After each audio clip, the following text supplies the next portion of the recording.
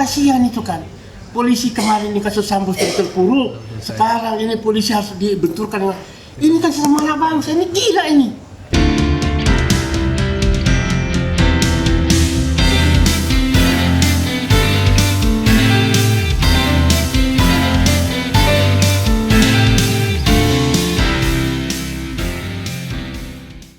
Membahas tentang suatu masalah yang cukup serius bagi masyarakat kita yang baru-baru saja diputuskan oleh pemerintahan rejim Jokowi, yaitu kenaikan BBM. Sebenarnya penting tidak sih BBM itu harus dinaikkan? Siapa sih yang paling diuntungkan dalam kenaikan BBM itu? Apakah dengan BBM itu rakyat akan makin sejahtera, atau justru rakyat akan makin susah? Atau justru negara ini akan makin berjaya dengan naikkan BBM? Baik, kita akan berbincang dengan Bang Ardi langsung. Assalamualaikum Bang Muslim. Waalaikumsalam. Gimana kabarnya? Baik, alhamdulillah. Alhamdulillah. Ya, kabar tentang kenaikan BBM ini menggembirakan atau menggelisahkan ini? Jadi kalau bulan September itu kan ada lagu Vina Panduwinata, September Ceria. Kalau ini keputusan hari Sabtu tanggal 3 September kemarin itu adalah duka September. September berduka. Bukan ceria lagi ya? Bukan ceria, tapi September berduka. Kenapa? Tidak ada alasan yang paling logis pemerintah harus menaikkan BBM. Kenapa demikian? Karena pertama, setelah kita didera pandemi, kemudian tidak terpuruk ekonomi kita, ya kan? Dan kemudian daya beli masyarakat begini melemah, ya kan? Lalu kemudian pendapatan juga tidak naik, ya. Lalu tiba-tiba ada bom waktu. Ini bom waktu. Jadi naiknya solar, naiknya pertalite, naiknya pertamax. Ini bom waktu buat rejim. Saya sudah menulis beberapa kemarin. Ini berbahaya buat rejim. Kalau mau dipaksakan naikin silakan. Risiko tanggung sendiri itu masalahnya kan. Nah, jadi persoalannya adalah dipaksakan. Lihat sekarang ini demo di berbagai daerah, ya kan. Jadi demo ini adalah kesadaran, bukan diprovokasi, bukan diagitasi, bukan untuk kepentingan politik, kepentingan elit tidak. Perasaan mereka betul-betul terguncang. Terguncang bagaimana tidak? Dia ke pasar harga naik, dia naik kendaraan harga naik, ya kan. Dia pulang ke rumah listrik naik, dia ke dapur BBM naik, gas naik. Sayur mayur naik. Sayur mayur pasti naik. Telur naik. Telur naik, pasti naik. Jadi ini persoalan rumah tangga pun akan terjadi keributan dalam rumah tangga.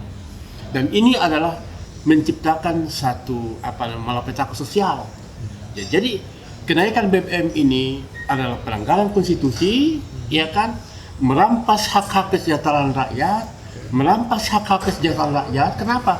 Kalau sudah susah, sudah miskin, bagaimana dia bisa hidup sejahtera? Bagaimana bisa cerdas? Kan itu masalahnya kan. Akibatnya jadi efek domino dari para naiknya BBM ini adalah malapetaka kemanusiaan bangsa Indonesia. Iya.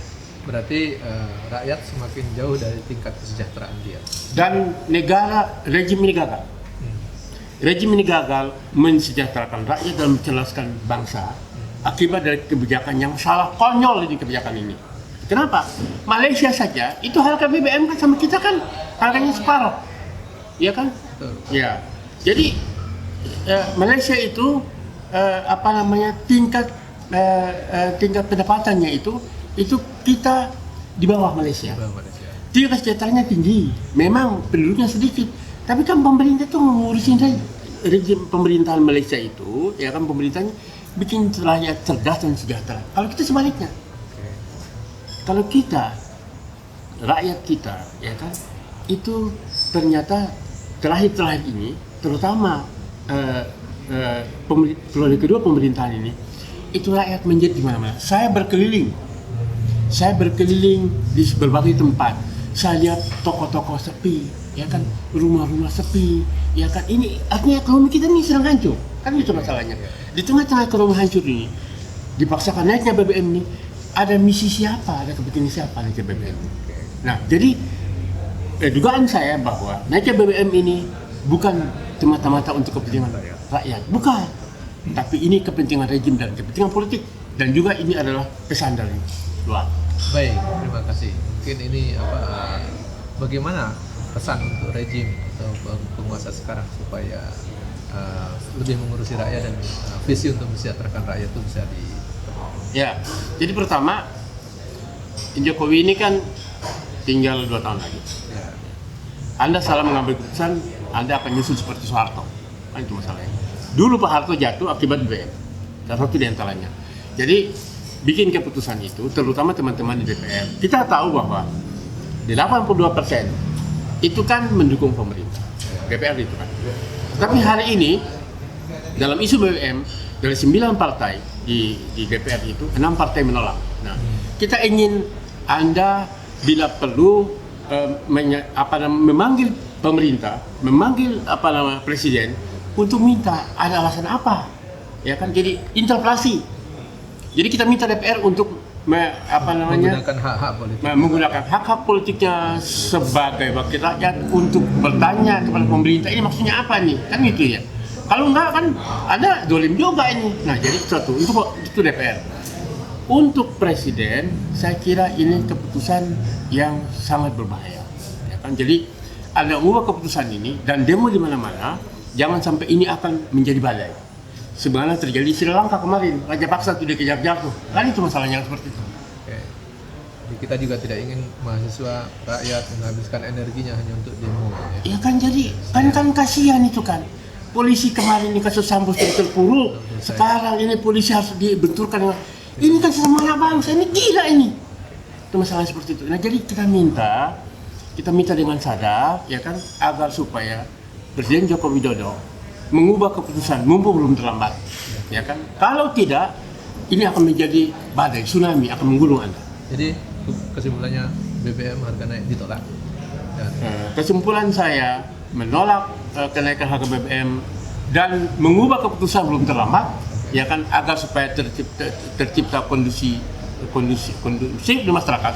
Kalau tidak, ini akan menjadi bola-bola politik yang akan berbahaya buat kelangsungan kekuasaan maupun bangsa sendiri. Baik, terima kasih Bang Musnadi. Ini wujud dari kecintaan kita sebagai anak negeri ini, cinta kepada masyarakat supaya juga mereka tidak tersiksa dengan kesulitan-kesulitan. Juga cinta kepada negeri ini dan pemerintah kita supaya mereka tidak melakukan kebijakan yang keliru makin jauh dan menyusahkan rakyat.